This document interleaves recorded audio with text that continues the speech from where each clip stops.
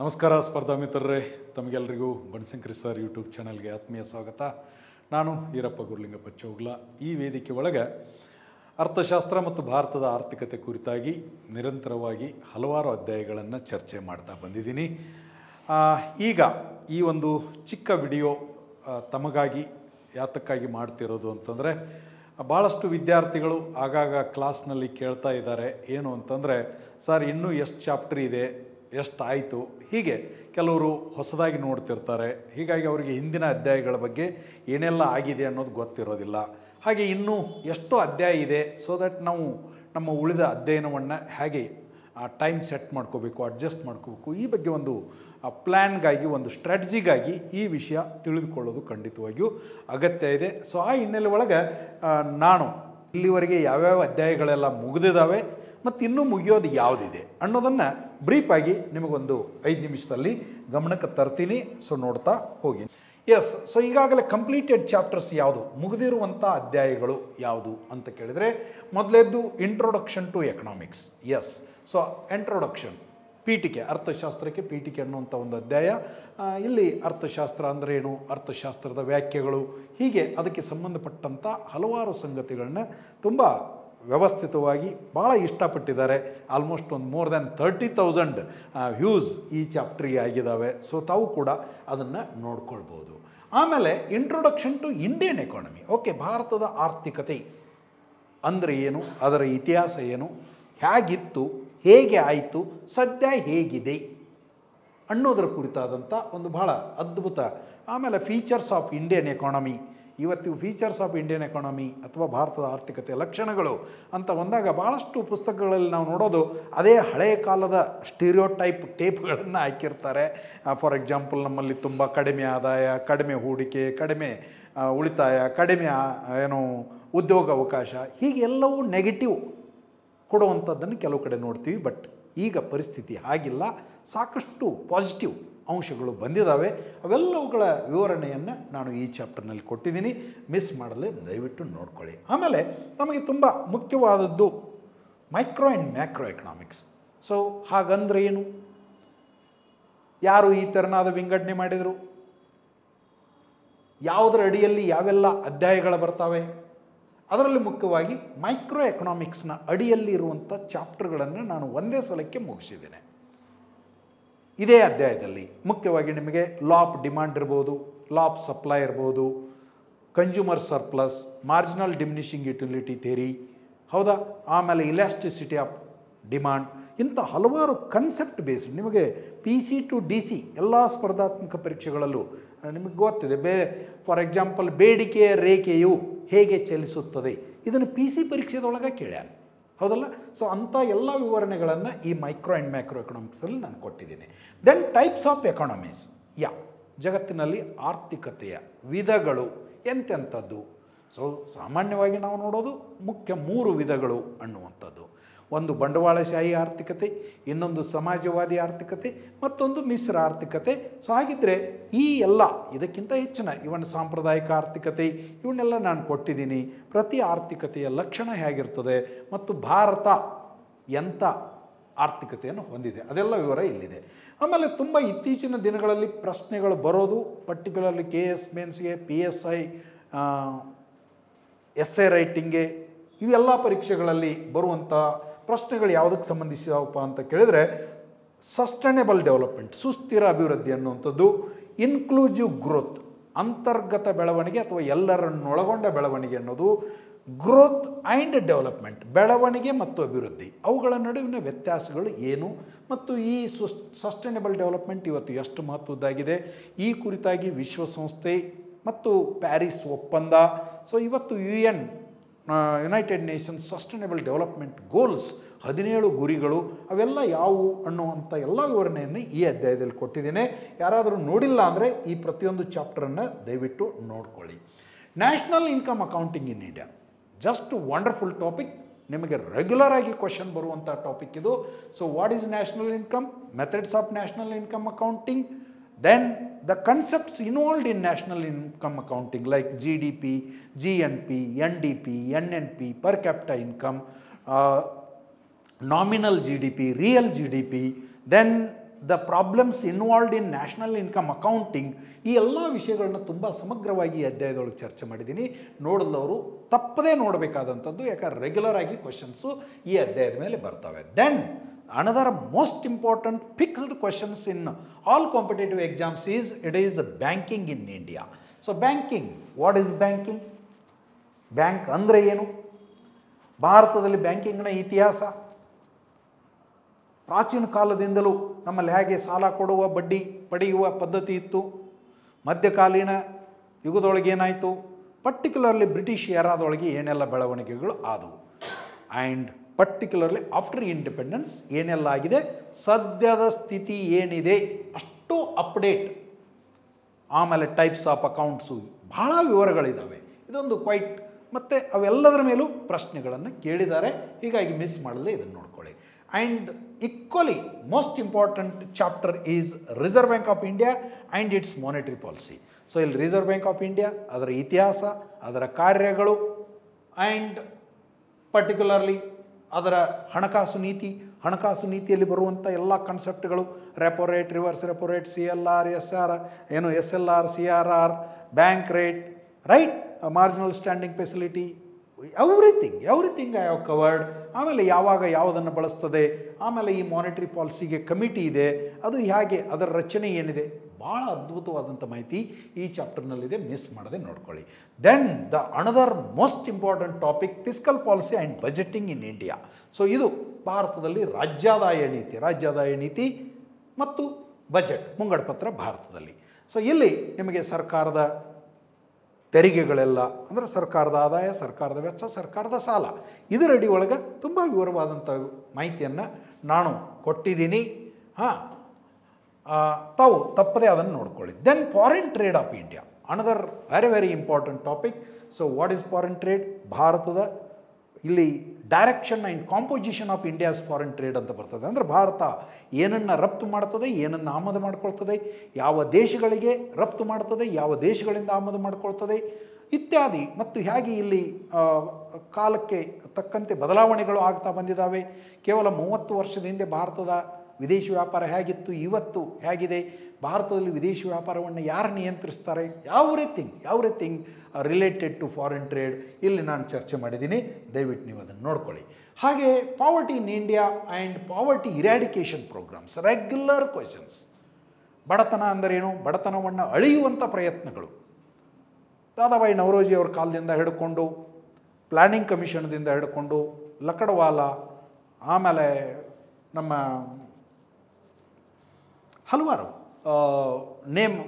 ಸಮಿತಿಗಳು ಸರ್ಕಾರದಿಂದ ನೇಮಕಗೊಂಡು ಅವೆಲ್ಲವೂ ಕಾಲಕ್ಕೆ ಈ ಬಡತನವನ್ನು ಅಳೆಯುವಂಥ ಪ್ರಯತ್ನವನ್ನು ಮಾಡಿದ್ದಾವೆ. ಆಮೇಲೆ ತುಂಬ ಇತ್ತೀಚಿನದು ಅಂತಂದರೆ ನೀತಿ ಆಯೋಗನ ಒಂದು ಮಲ್ಟಿ ಡೈಮೆನ್ಷನಲ್ ಪಾವರ್ಟಿ ಇಂಡೆಕ್ಸ್ ಅಂತ ನಾವು ಅದನ್ನು ಕರಿತೀವಿ, MPI ಅಂತ. ಸೊ ಹಾಗಿದ್ರೆ MPI ಅಂದರೆ ಏನು, ಯಾವ್ಯಾವ ಪ್ಯಾರಾಮೀಟರ್ಸನ್ನು ಅಥವಾ ಸೆಕ್ಟರ್ಸನ್ನು ಅಲ್ಲಿ ಕನ್ಸಿಡರ್ ಮಾಡಿದ್ದಾರೆ. ಸದ್ಯ ಇದರ ಪ್ರಕಾರ ಭಾರತದಲ್ಲಿ ಅತಿ ಹೆಚ್ಚು ಬಡತನ ಹೊಂದಿರುವ ರಾಜ್ಯ ಯಾವುದು, ಕಡಿಮೆ ಬಡತನ ಹೊಂದಿರುವ ಯಾವುದು, ಇವೆಲ್ಲವೂ. ಆಮೇಲೆ ಅತ್ಯಂತ ಮಹತ್ವದ್ದು ಅಂದರೆ ಪಾವರ್ಟಿ ಇರಾಡಿಕೇಷನ್ ಪ್ರೋಗ್ರಾಮ್ಸ್. ಯಾಕೆ ಭಾರತದ ಆರ್ಥಿಕತೆ ಅಂದ್ರೆ ಭಾರತದಲ್ಲಿನ ಬಡತನವನ್ನು ತೊಲಗಿಸುವ ಒಂದು ಪ್ರಯತ್ನ ಅಂತ. ಅಷ್ಟರ ಮಟ್ಟಿಗೆ ಈ ಬಡತನಕ್ಕೂ ಭಾರತದ ಆರ್ಥಿಕತೆಗೂ ಅವಿನಾಭಾವಿ ಸಂಬಂಧ ಇರುವಂಥದ್ದು.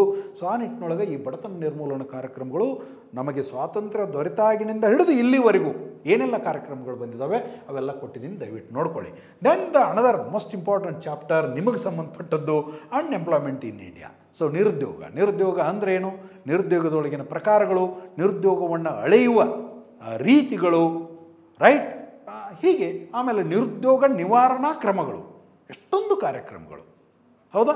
ಸೊ ಅವೆಲ್ಲವನ್ನು ಕೂಡ again since independence till date ಅವೆಲ್ಲವನ್ನು ಇಲ್ಲಿ ಚರ್ಚೆ ಮಾಡಿದ್ದೀನಿ. ಬ್ಯಾಲೆನ್ಸ್ ಆಫ್ ಪೇಮೆಂಟ್ಸ್, ಭಾರತದ ಸಂದಾಯ ಬಾಕಿ. ಆ್ಯಕ್ಚುಲಿ ಇದು ಭಾರತದ ವಿದೇಶಿ ವ್ಯಾಪಾರಕ್ಕೆ ಹೊಂದಿಕೊಂಡೇ ಬರುವಂಥ ಅಧ್ಯಾಯ, but not to worry. So ಭಾರತದ ಸಂದಾಯ ಬಾಕಿ ಅಥವಾ ಪಾವತಿ ಶಿಲ್ಕು ಬೇರೆ ಬೇರೆ ಹೆಸರಿನಿಂದ ಕರೀತಾರೆ.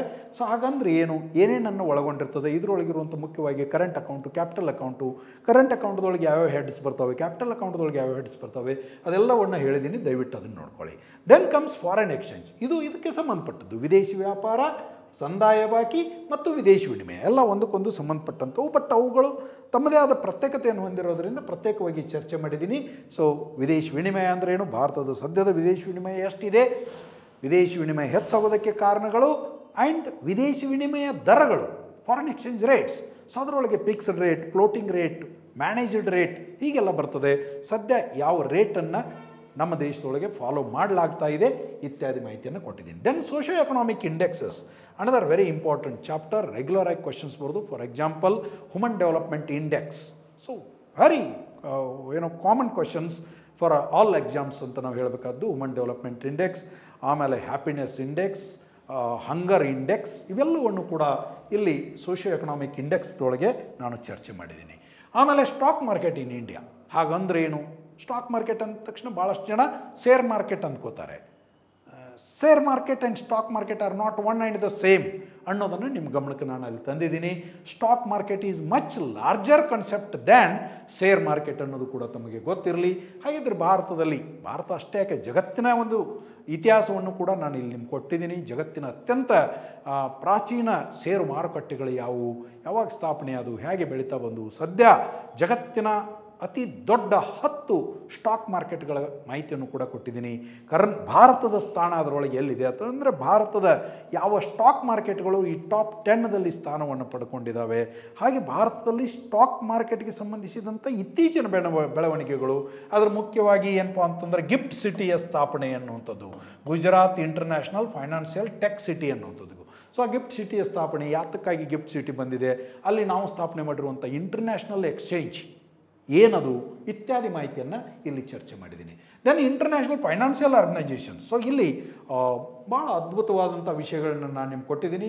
ಈ ಚಾಪ್ಟರ್ ಮಿಸ್ ಮಾಡ್ಕೊಳ್ಳದೆ ನೋಡ್ಕೊಳ್ಳಿ. ಯಾಕಂತಂದರೆ ಇಲ್ಲಿ for example world bank group ಅಂತ ಹೇಳ್ತೀವಿ ನಾವು. ಸೊ ವರ್ಲ್ಡ್ ಬ್ಯಾಂಕ್ ಗ್ರೂಪ್ ನಡಿ ಒಳಗಿನೇ 5 ಸಂಸ್ಥೆಗಳನ್ನು ನಾವು ಚರ್ಚೆ ಮಾಡಿದ್ದೀವಿ. ಹಾಗೆಯೇ IMF ಕುರಿತಾಗಿ ಚರ್ಚೆ ಮಾಡಿದ್ದೀನಿ.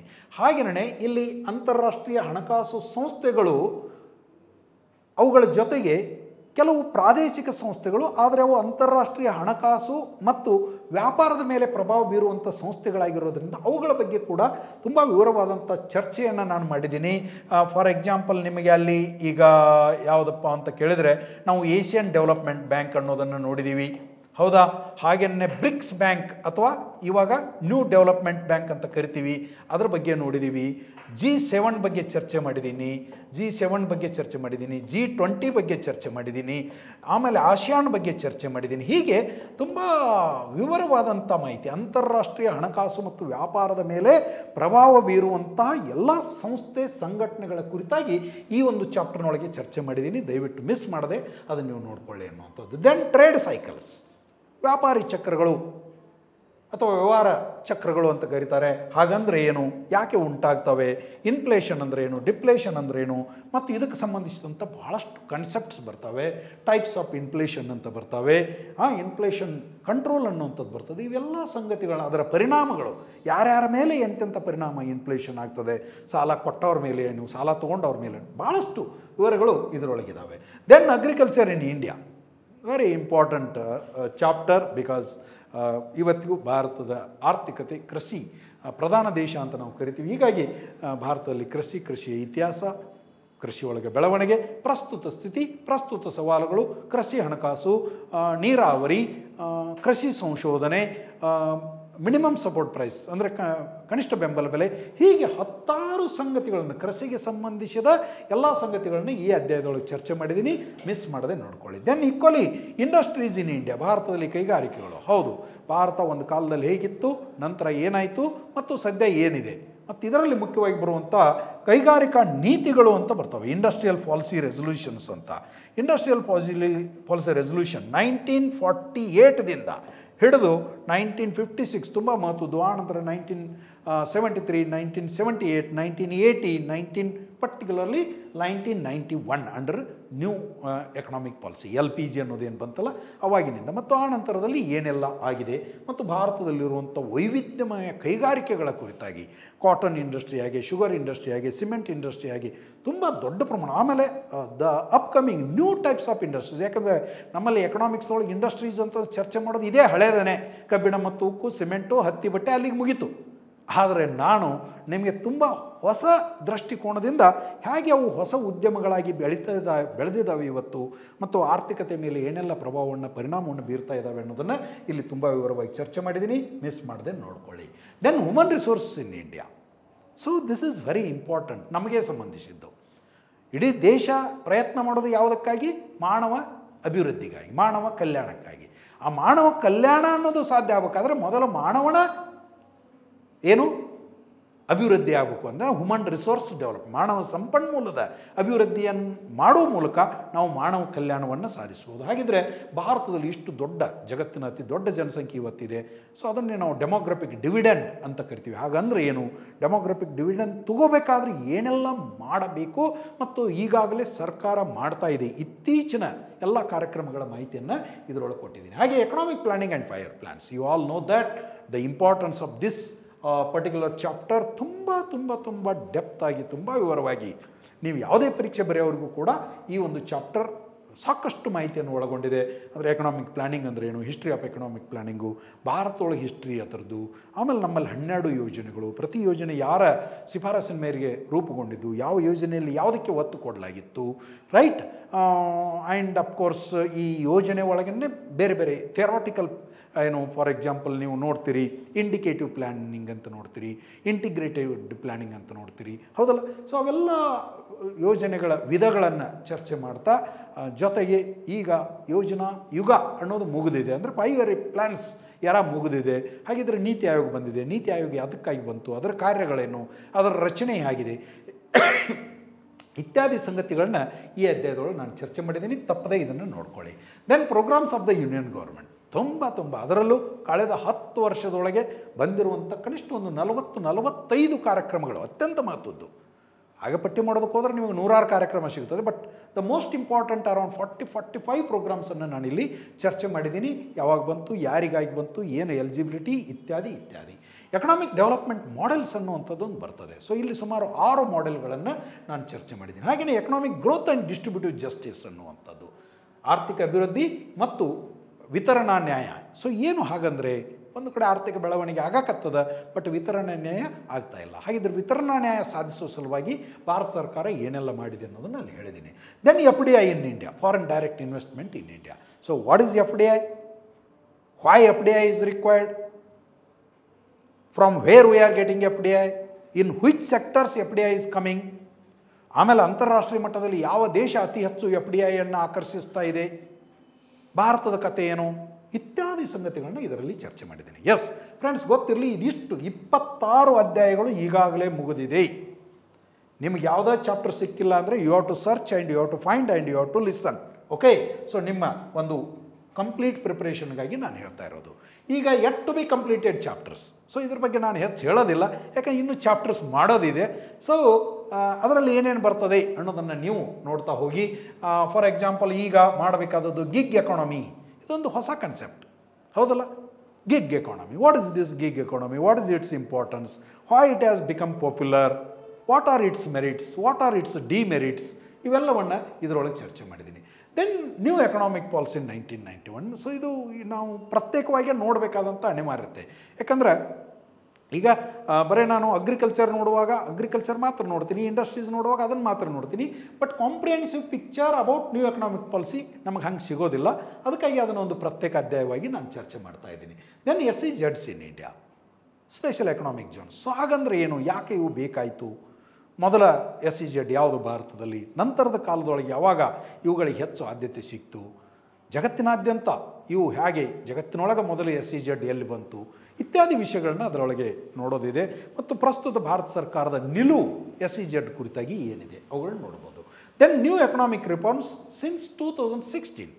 ಯಾಕೆ ಅಂತಂದರೆ ಈ NDA ಸರ್ಕಾರ ಅಥವಾ ಪ್ರೆಸೆಂಟ್ ಮೋದಿ ಸರ್ಕಾರ ಅಧಿಕಾರದಲ್ಲಿ ಇರೋದರಿಂದ ಈ ಕಳೆದ 8-10 ವರ್ಷದೊಳಗೆ ಏನೆಲ್ಲ ಆರ್ಥಿಕ ಸುಧಾರಣೆಗಳನ್ನು ಮಾಡಿದೆ ಅದನ್ನು ನೋಡೋಣ. Central financial assistance to states ಅಂತ ಬರ್ತದೆ, ಕೇಂದ್ರದ ಆರ್ಥಿಕ ಅಥವಾ ಹಣಕಾಸು ನೆರವು ರಾಜ್ಯಗಳಿಗೆ.